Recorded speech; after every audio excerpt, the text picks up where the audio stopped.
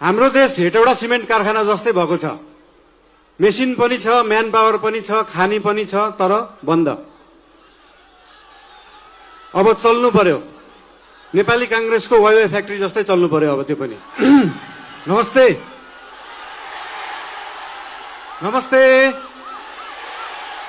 नमस्ते नमस्ते। तपाईहरुको फेभरेट कलर कुन हो? रंग नीलो। तपाईहरुको फेभरेट बाजा कुन हो? बाजा बजाउन मिल्ने चीज। यसपालि के गर्ने त्यसलाई?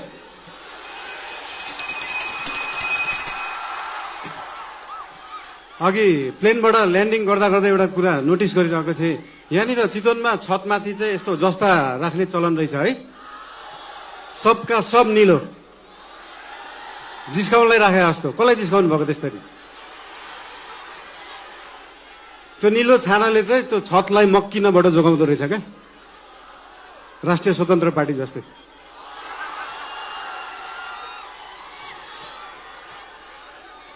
चितवन अघि झर्दै गर्दाखेरि एकजना भाइले भन्नुभयो, दाइ देशभरि जाँदाखेरि जसरी टुरिज्म प्रमोसन गर्नु भएको थियो एकचोटि चितवनको पनि टुरिज्म प्रमोसन गरिदिनु होला भनेर।